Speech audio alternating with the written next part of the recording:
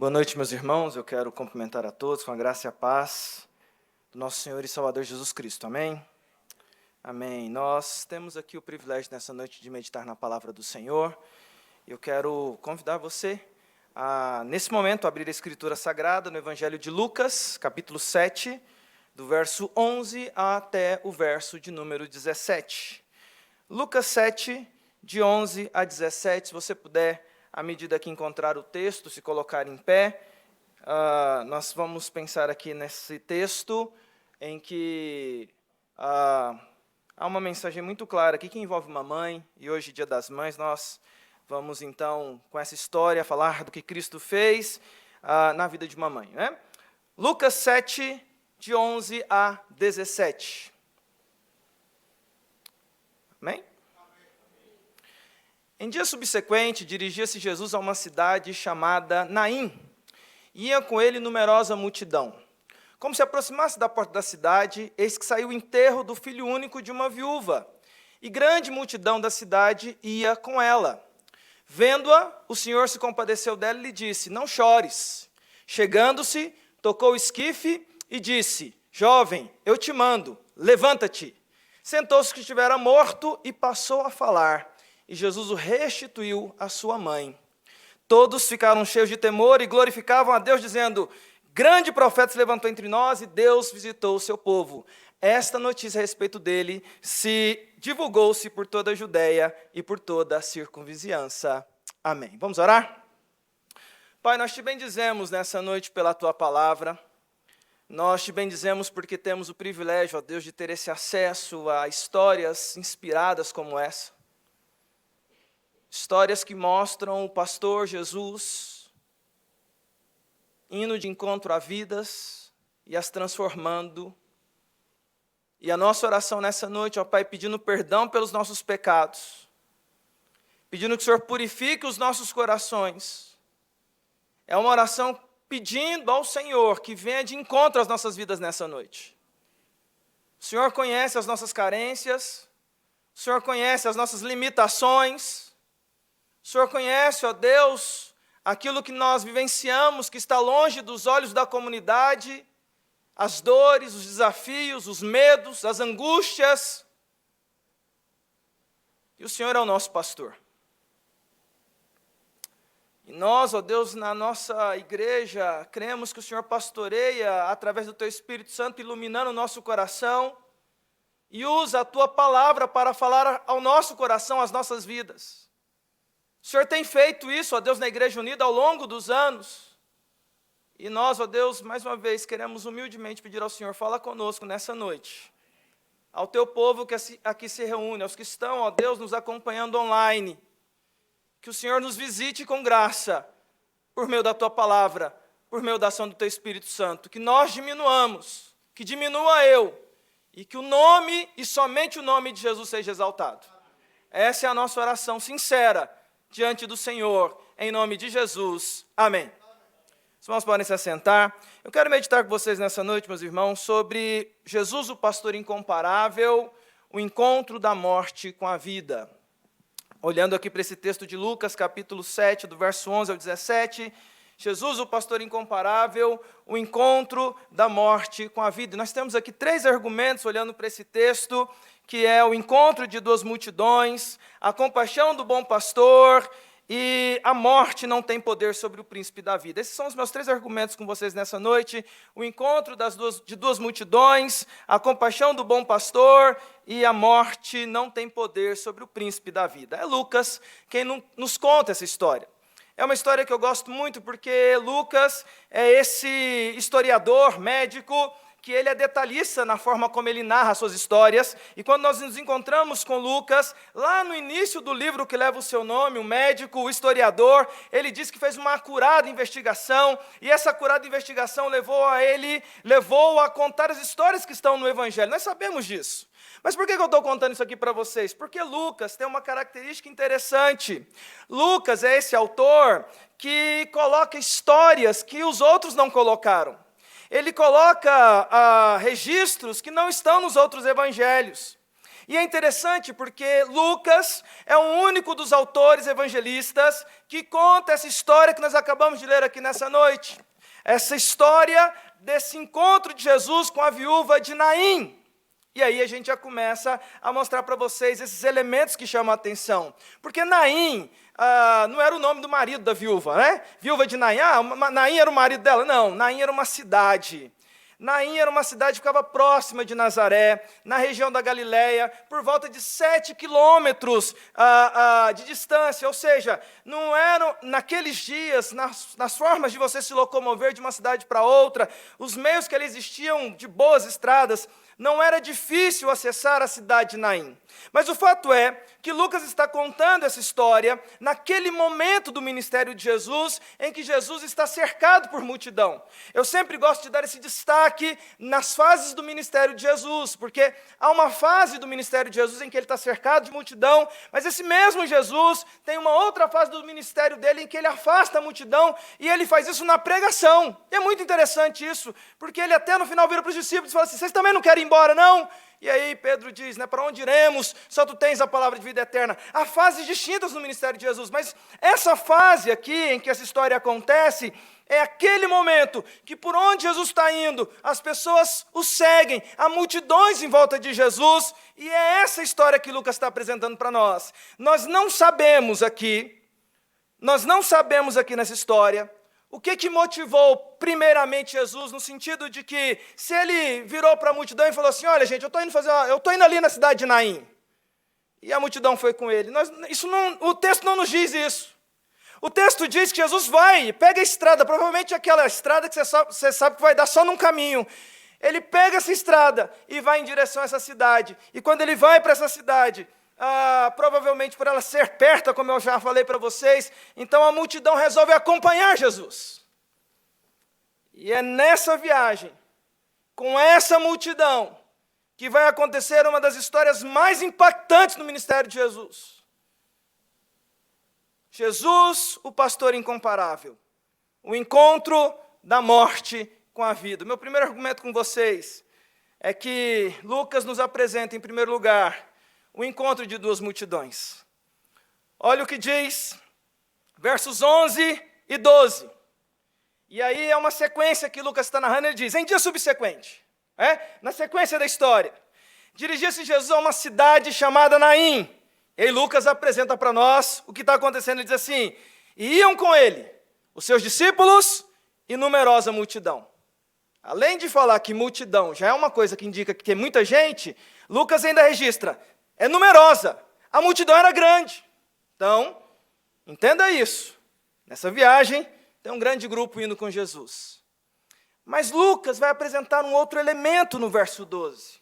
E ele diz lá no verso 12, como se aproximasse da porta da cidade, eis que saía o enterro do filho único de uma viúva, e grande multidão da cidade ia com ela. O primeiro argumento com vocês sobre Jesus, o pastor incomparável, é esse encontro que Lucas mostra para nós, dessas duas multidões. E o que me chama a atenção nesse encontro é que a gente percebe que são duas multidões distintas. Porque aqui, evidentemente, que fica a inferência da imaginação de como estava a multidão que andava com Jesus, mas sempre quando eu penso numa multidão que acompanha Jesus, especialmente nesse momento do ministério de Jesus, em que ele está ensinando, fazendo curas, prodígios e sinais, e o próprio Evangelho diz que a multidão, no olhar para Jesus, dizia entre eles o seguinte argumento, era comum de se ouvir das pessoas, ele é diferente, ele fala diferente, ele fala como quem tem autoridade sobre aquilo que está falando. Isso nos dá elementos para imaginar que essa multidão que seguia Jesus, junto com os discípulos, era uma multidão que tinha pelo menos algumas características no seu olhar. Imagino eu, e aí a imaginação, irmãos, que era uma multidão que carregava no olhar a esperança do que iria acontecer, a expectativa do que viria pela frente. Eles não sabem o que vem pela frente, mas eles estão acompanhando Jesus. E aquela expectativa, aquele olhar, o que vai acontecer? E isso, imagino eu, uma multidão que carrega essa marca. Eles estão em viagem, estão chegando na cidade de Naim, quando começa a sair daquela cidade uma outra multidão. E agora nós temos um encontro de duas multidões distintas, porque se essa multidão que anda com Jesus está impactada com a expectativa e esperança do que Jesus vai fazer, nós temos uma outra multidão atingida em cheio por uma tragédia. É essa outra multidão. A multidão que sai da cidade é uma multidão que acompanha, e na frente da multidão vai uma mulher. E Lucas descreve para nós quem é essa mulher. Lucas dá cores para nós dessa mulher. Ele diz, ela é uma viúva. E aí nós já começamos a entender que essa era uma mulher sofrida pela viuvez. Mas Lucas vai acrescentando informações e ele diz, ela é viúva e ela estava indo enterrar. E ela está indo enterrar quem? O único filho que ela tinha. Viúva. No contexto daqueles dias, a viuvez, meus irmãos, especialmente de uma mulher, implicava em ficar à margem da sociedade. É por isso que a Escritura dá informações para a igreja primitiva cuidar dos órfãos e das viúvas, porque a viúva não tinha quem pudesse socorrê-la. Aliás, tinha socorro por meio dos seus filhos. O filho poderia honrar ali a sua mãe, mas esta que aqui está descrita por Lucas, só tinha um, pois um que ela tinha havia falecido. Lucas não dá informações sobre o nome dessa viúva. E eu gosto disso porque, apesar dessa viúva ser aqui alguém que vai ter um papel importante nessa história, essa história, meus irmãos, é a história do Jesus, do Redentor, do pastor incomparável que faz coisas tremendas na vida do povo. E é interessante porque Lucas faz pesquisa, ele diz que ele fez pesquisa curada, e o que me chama a atenção, porque Lucas é detalhista. Ele, se tinha nome, ele falava o nome. Ele encontrou a história, ele encontrou as testemunhas, mas não encontrou o nome da viúva. Apenas as informações elementares. Ela tinha perdido tudo. E agora, ela caminhava à frente de um enterro do seu único filho. Imagina essa cena. Se por um lado eu tenho uma multidão que está chegando na cidade, e à frente da multidão vem Jesus, e essa multidão está cheia de expectativa, saindo da cidade está uma outra multidão, e meu querido irmão, minha querida irmã, eu não consigo visualizar senão outra coisa, senão uma multidão impactada por uma tragédia. Porque tragédias, meus irmãos, sensibilizam o nosso coração.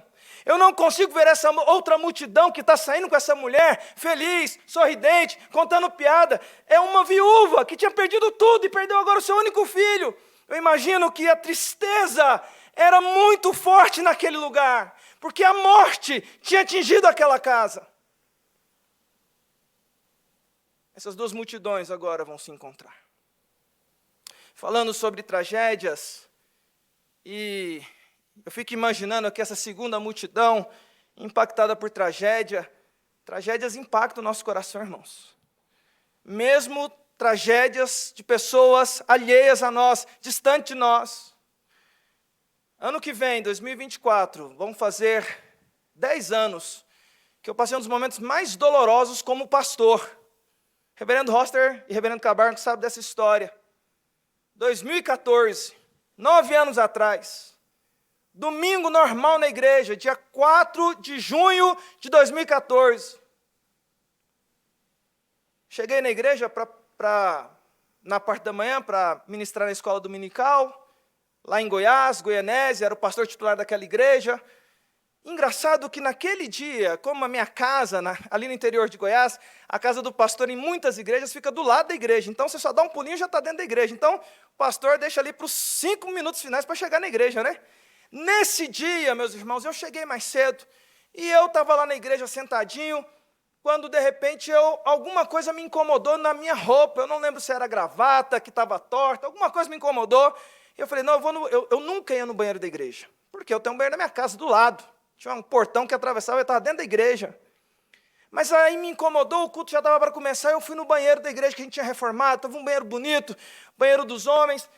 Fui lá no banheiro, estou lá me arrumando, olhando no espelho, quando sai um menino, por nome Aleph, 18 anos, filho do presbítero Cleibe.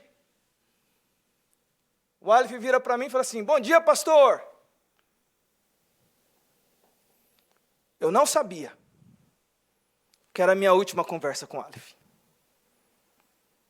Se eu soubesse, eu tinha pegado aquele menino, membro da igreja, filho de presbítero, menino bom, tinha abraçado ele, cheirado ele, falou assim, isso é bênção. Não sabia. Ele falou assim, bom dia, pastor. E eu, pastor, né? Seu pai vai vir hoje, Aleph? Não, pastor, acho que hoje ele vai ficar em casa, só veio eu e minha irmã, e a namorada. Aí eu falei para ele, avisa para o seu pai que eu preciso reunir com ele, porque a gente tem que marcar a reunião do conselho. Coisa de pastor, sempre agendado. Bem, fomos para a escola dominical acontece, eu vou para minha casa, estou almoçando, quando o telefone toca. É o presbítero Cleibe. Pastor, estou indo para o hospital, às pressas. O meu filho Aleph sofreu um acidente, pastor, parece que sofreu um acidente, estou indo para o hospital. Eu falei, mas o que está acontecendo, Cleibe? É grave? O que aconteceu? Aí ele vira e fala assim, pastor, eu não sei ainda, porque quem me ligou foram os bombeiros. Quando ele falou isso, quem me ligou foram os bombeiros, eu peguei e falei assim, Cleibe, eu estou indo para o hospital também. As horas seguintes, irmãos, foi esse querido irmão, presbítero Cleibe, na frente da sala de atendimento do hospital da cidade de Goianésia, eu abraçado com ele, porque é uma cidade interior, então eu como pastor tinha acesso, ele como pai estava ali, e em coisa de 10, 15 minutos, a igreja inteira estava no hospital. Igreja inteira. Eu falei para a Patrícia, para as mulheres, olha, leva a mãe lá para fora, fica lá com ela, eu fico aqui com o pai, vamos orar. Ora, igreja, vamos orar. Algumas horas depois, o médico sai e vira para mim e fala assim, olha, quem é o pai? Aí eu estava abraçado com o pai, ele vira e diz assim, olha, nós fizemos o que a gente pôde, mas seu filho não resistiu. E o que tinha acontecido? Aleph tinha saído da igreja, terminou a escola dominical, foi almoçar com a namorada, menino crente, menino temente a Deus, membro da igreja, voltando da casa da namorada para a casa dos pais, dirigindo moto. Ele era um menino prudente na direção. Eu sempre destaco isso quando conto essa história. Ele, por uma questão assim que até hoje o pessoal não entende, ele não estava correndo, ele perde o controle da moto. Se ele caísse em qualquer lugar, talvez estivesse aqui entre nós. Mas na tentativa de controlar a moto, ele bate num poste, quebra o pescoço.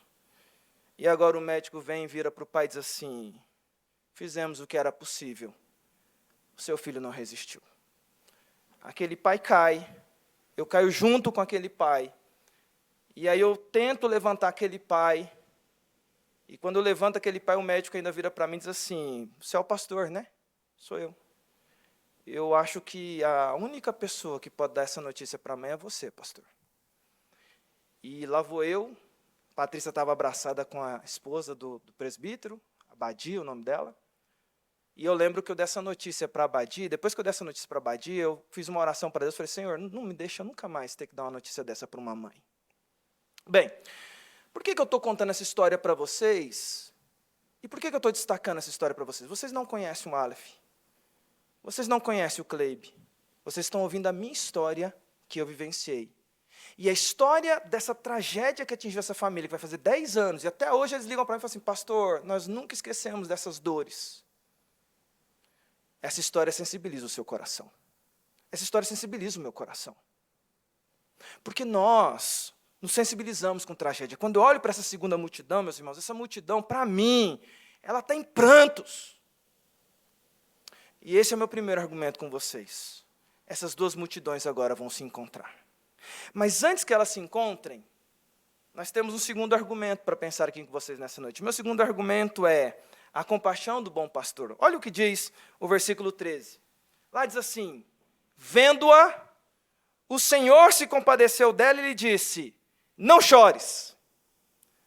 Antes das multidões se encontrarem, na frente de uma multidão tem Jesus, e na frente da outra multidão tem essa viúva, que é essa mãe que acabou de perder também o seu filho. E o texto aqui é muito rico, porque Lucas agora descreve que antes de qualquer coisa que Jesus faça, Jesus vai ter uma conversa com essa mãe. E o texto diz que Jesus vê ela, E Jesus se dirige para ela, e aqui é interessante porque a expressão de Jesus, ele diz assim, não chores. Indica para nós o que, meus irmãos? Que essa mulher está aos prantos. Mas Jesus vai de encontro a ela. E aqui é muito interessante nós destacarmos algumas coisas nesse texto aqui, com esse meu segundo argumento. O príncipe, o pastor incomparável, o encontro da morte com a vida, o encontro da vida com a morte.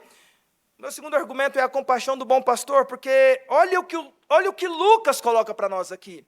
Antes da ação que Jesus vai fazer, e nós temos essa expectativa, porque lemos a história toda, nós sabemos o que vai acontecer, mas Lucas, de maneira muito estratégica, diz que Jesus ele vai ter uma conversa com aquela mulher, com aquela mãe. E a conversa de Jesus é magnífica porque revela, e Lucas está aqui revelando para nós, o coração de Jesus.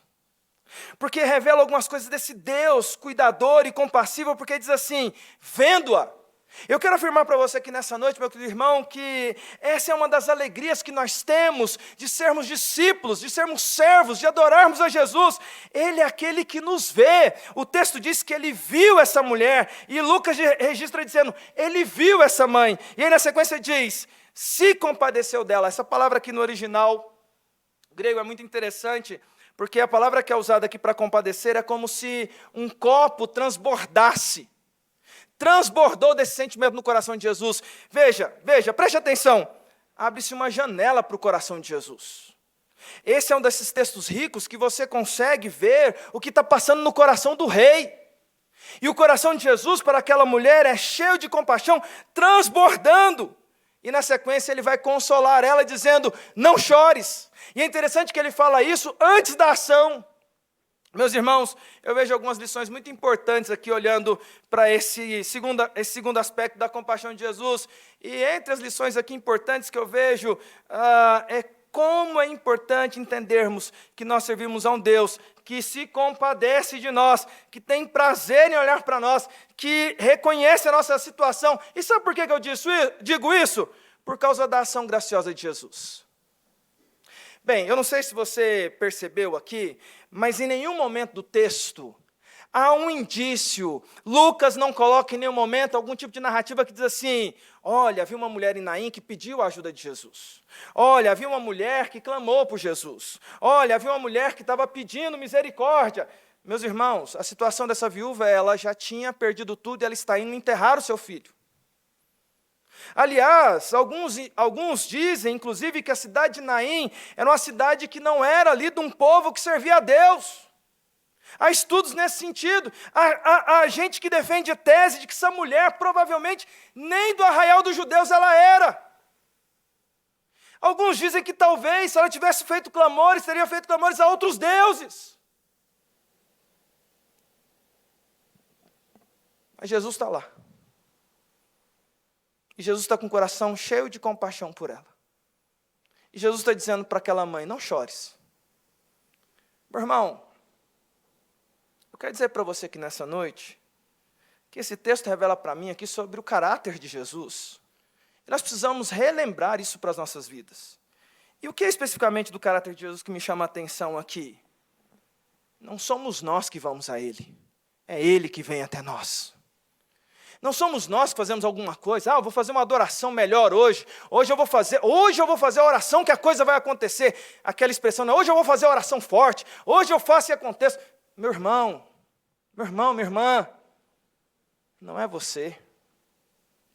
Não há força em você. Mas a beleza da história do cristianismo está em um Deus cheio de compaixão, que em determinado momento da nossa vida veio ao nosso encontro, nos achou, quando estávamos perdidos, pedindo ajuda para outras coisas, acreditando em outras coisas, e Ele apareceu e disse, cheguei, e a coisa vai mudar. Me permitam, meus irmãos, eu sei que eu conto muitas histórias, mas me permitam contar uma outra história. Essa história talvez é uma das que eu mais me emociono na minha caminhada e que tem mais importância para mim, porque é a história quando Jesus chegou na minha casa.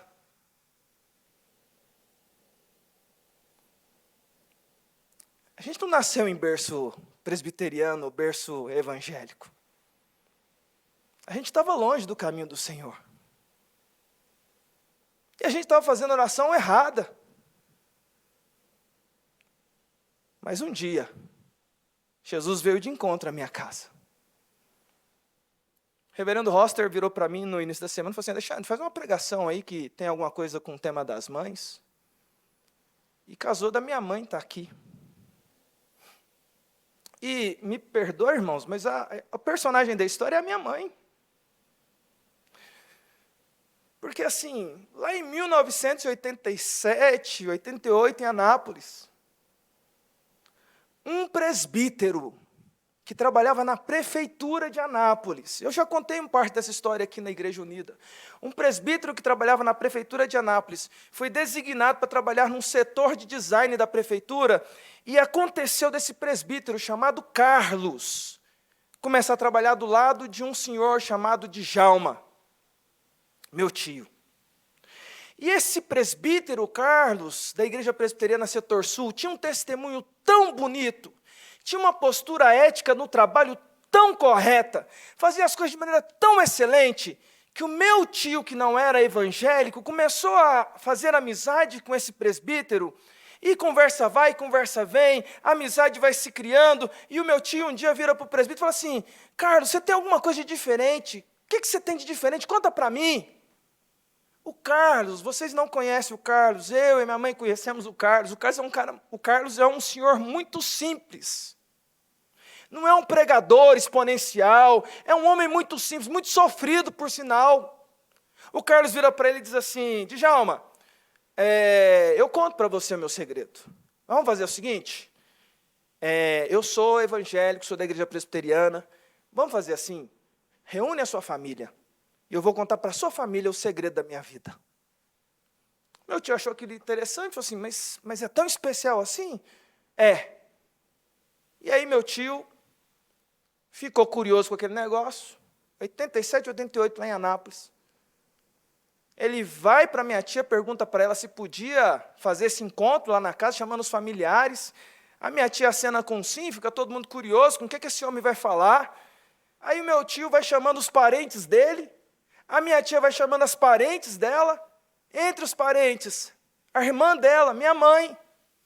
Minha mãe conta que fala para o meu pai até não quis, que ela falou assim: onde você está indo esse negócio aí? Fato é que no dia marcado, a família está lá reunida, numa casa pequena, muita gente vai lá para ouvir o que esse homem tem para falar. O presbítero Carlos, um homem muito simples, pega a palavra e fala assim: olha, vocês estão aqui para saber o que tem de diferente na minha vida, eu vou falar para vocês o que tem de diferente na minha vida. Jesus me encontrou. Jesus transformou a minha vida. Eu sou evangélico, e conta a história do evangelho, abre um texto, prega a palavra, e depois que ele prega, a família está ali olhando para aquele negócio, e ele ousado, ele termina e diz assim: alguém aqui, dessa família, quer entregar a vida para Jesus? É importante dizer isso aqui para vocês. Nesse momento da história da minha família, ninguém era evangélico. Ninguém. Meu tio estava curioso, mas ninguém tinha tomado uma decisão. Minha mãe conta, minha mãe é muito tímida, ela conta que começou a vir um negócio dentro dela, uma coisa que ela não conseguia controlar, e ela começou a dizer para ela mesma, assim: não, eu vou ficar quietinha aqui no meu canto, vou ficar quieto aqui no meu canto. E ele falou assim: se alguém quer entregar a vida para Jesus, vem aqui na frente. E ela começou a dizer para ela mesma: não, vou ficar quieta aqui na minha, vou ficar quieta aqui na minha. Quem sou eu? Vou fazer esse negócio? O que esse povo está fazendo aí? De repente, quando ela menos vê, irmãos, a primeira da família, lá na frente, entregando a vida para Jesus, minha mãe. Mas ela não vai sozinha. Naquela época, ela já tinha um filho, um índiozinho muito bonitinho, por nome Alexandre. Ela vai, mas leva o filho mais velho dela junto. Mas ela não leva só o filho mais velho dela junto, não. Ela leva o filho mais velho e as duas filhas.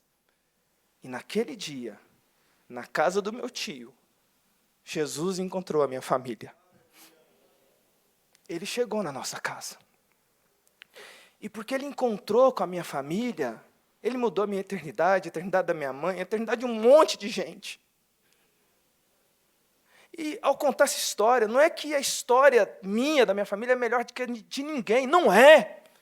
O que eu quero mostrar para você é que Jesus é esse maravilhoso pastor que um dia chegou na nossa casa, que um dia se encontrou com a gente, que um dia veio até nós. Não foi a gente que foi nele, foi ele que veio até nós. E ele veio até você, meu querido irmão, como ele foi para aquela mulher. E eu quero afirmar para você que nessa noite, ele veio até nós com um coração cheio de compaixão. E sabe o que ele fez? Nos salvou. Ele nos salvou. Isso me leva ao terceiro argumento. Meu terceiro argumento é: a morte não tem poder sobre o príncipe da vida. O texto continua. Ele fala para a mãe: não chores. E ele avança. Eu fico imaginando a expectativa de todo mundo. O que está acontecendo? Parou o cortejo fúnebre. E aí do versículo 14 em diante diz assim: chegando-se, tocou o esquife, e parando os que conduziam, disse: jovem, eu te mando, levanta-te. Sentou-se o que estivera morto e passou a falar. E Jesus o restituiu à sua mãe. Todos ficaram possuídos de temor e glorificavam a Deus, dizendo: o grande profeta se levantou entre nós. E Deus visitou o seu povo. Aqui, meus irmãos, Jesus avança na sua ação. E ele mostra aquilo que ele vai fazer de completo. Era plano dele encontrar com a mãe, mas o plano dele ia além. Ele agora deixa a mãe, vai de encontro ao esquife, que era nada mais do que o caixão, o local onde aquele menino estava depositado morto. E aqui tem algumas ações muito interessantes, porque Lucas diz que ele toca o esquife. Aqui, para quem estuda a cultura hebraica, e estuda as normas que estão estabelecidas por Moisés, em Levítico, para o povo judeu, normas que eram seguidas pelos fariseus, não só pelos fariseus, mas era seguida como norma do povo. Um judeu, ele nunca toca em nada impuro. Na verdade, ele nem se aproxima, para não ter risco de tropeçar e tocar. E existem algumas coisas impuras para os judeus. Animais mortos, algumas coisas da humanidade, mas especialmente gente morta. Meu amigo, um judeu não tinha aquele ditado brasileiro, né, que tem que passar a mão no morto para perder medo da morte, perder medo de defunto. Não tinha esse negócio com o judeu. O judeu ficava longe. Só que aqui o texto descreve que, de propósito, Jesus toca no esquife. E Jesus está mandando uma mensagem quando ele está fazendo isso aqui. Lucas registra isso aqui de maneira inspirada. Sabe por quê? Porque Jesus está mandando uma pergunta para nós. E a pergunta é: quem tem mais poder? Quem tem mais poder? É a morte? É o senhorio da morte? Ou é o rei dos reis que é senhor da vida? Ele toca no esquife e ele não fica impuro. Porque eu quero afirmar para você que nessa noite, absolutamente nenhum poder deste mundo tem poder para deixar Jesus impuro, para tornar Jesus impuro. Mas ao mesmo tempo eu quero afirmar para você que nessa noite, não há impureza neste mundo que resista ao toque purificador de Jesus Cristo. Assim eu quero dizer para você que nessa noite, às vezes você vem para a igreja e fala assim: eu estou com uma vergonha porque eu estou com uma impureza, eu estou com uma vergonha porque tem um pecado aqui não confessado, eu estou com vergonha porque eu estou fazendo algo que não agrada a Deus. Eu quero dizer para você, aproveita essa noite, a oportunidade que Jesus nos dá de sermos purificados pelo toque dele em nossas vidas. Ele toca no esquife e diz: eu sou poderoso para purificar. E olha o que ele diz na sequência: parou o cortejo, e ele não faz muita conversa, ele é direto. Ele diz: jovem, eu te mando, levanta-te. Lucas registra que imediatamente o que estivera morto passou a falar. E Lucas é muito estrategista por ser médico, ele faz questão de fazer esse registro para dizer o seguinte: olha, não era uma alucinação, não era ali alguma coisa forjada, porque o menino que estava morto e tinha um cortejo carregando ele, agora o menino está conversando. Mas Jesus não para aí. Olha o que Jesus faz. Jesus pega o menino e restitui a sua mãe. Aquela mãe que estava chorando uns minutinhos antes, e Jesus disse, não chores.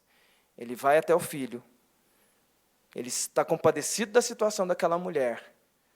Ele toca o esquife. Ele manda o menino ressuscitar. O menino ressuscita. A impressão que eu tenho é que Jesus pega esse menino e devolve para a mãe e diz, está aqui o teu filho restaurado. Vez ou outra, meus irmãos, nós nos deparamos com uma realidade na caminhada cristã, que é a realidade de muitas vezes vermos pais e mães, no dia das mães, chorando, porque um filho está longe do caminho do Senhor. E às vezes aquela frase muito comum que a gente ouve, ô pastor, fazia uma oração tão bonita na igreja quando era criança, meu filho era alguém que foi líder.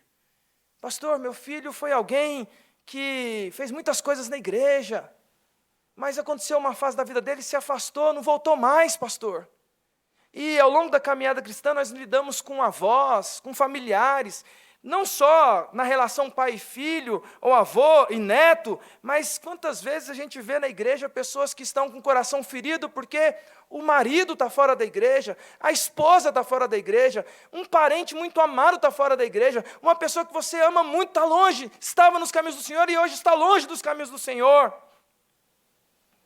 Eu gosto muito desse texto, porque Jesus é aquele que tem poder para restaurar e restituir.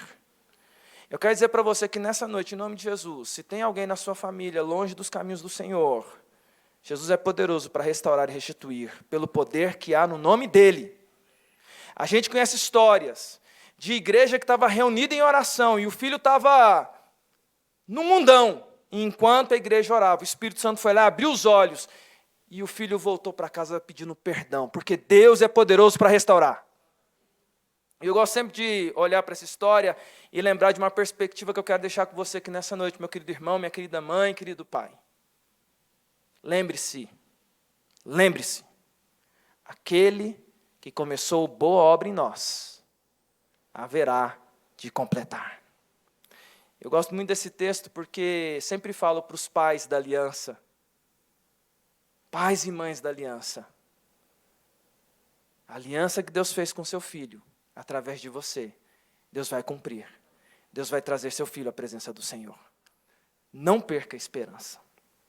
Eu quero caminhar para o encerramento. O encerramento desse texto mostra para nós algo magnífico, que é o verso 16 e o verso 17. E lá no verso 16 e 17 diz assim, que todos ficaram possuídos de temor e glorificavam a Deus, dizendo, o grande profeta se levantou entre nós e Deus visitou o seu povo. Esta notícia a respeito dele divulgou-se por toda a Judéia e por toda a circunvizinhança. Eu gosto muito desse texto, porque Lucas é maravilhoso na sua narrativa. É só ele que conta essa história. E ele, de maneira muito sábia e ousada na sua descrição, ele começa dizendo que tinha duas multidões. E essas duas multidões eram diferentes uma da outra. Uma com expectativa e outra atingida pela morte. Mas repare agora no verso 16. E o verso 16 diz, todos ficaram possuídos de temor e glorificavam a Deus. Quantas multidões tem no final, meus queridos irmãos? Uma multidão só. Que multidão é essa? É uma multidão que nem está com expectativa e nem é uma multidão que está atingida pela morte. Mas é uma multidão de adoradores de Deus. Meu querido irmão, minha querida irmã, a obra que Deus tem para fazer na sua vida nunca vai ser para que as pessoas te deem glória. Nunca vai ser. Mas o que Ele fizer através da sua vida, e eu acredito que Deus pode fazer um milagre na sua vida. Eu acredito que Deus ainda realiza milagres. Mas quando acontecer um milagre, lembre-se, é para que as pessoas, vendo Deus agindo na sua vida, glorifiquem esse Deus amoroso, doce, incomparável, pastor incomparável que você serve e diga, o Deus da vida dela, o Deus da vida dele, é um Deus incomparável. Eu quero conhecer mais desse Deus. Toda honra, toda glória sempre deve ser dada ao Cordeiro que venceu e que ainda tem poder de restaurar aqueles que estão perdidos, porque Ele continua, e essa é a beleza desse texto. Lá em 88 Ele me encontrou. 87, 88. Se eu perguntasse aqui, você falaria, 90, 2000, 2010. Mas sabe qual que é a beleza desse texto? O rei, o pastor incomparável, continua indo de encontro aos perdidos. E Ele continua trazendo salvação. Que Ele nos use para que salvação chegue até os corações. E que aqueles que vão compor a multidão dos eleitos glorificando a Deus, aumente. E que nós sejamos instrumentos para que essa multidão aumente. Que Deus nos abençoe. Que Deus abençoe você, mãe, enchendo o seu coração de esperança. Que Deus nos abençoe com a nossa jornada a serviço do nosso Rei Jesus. Que assim seja, em nome de Jesus.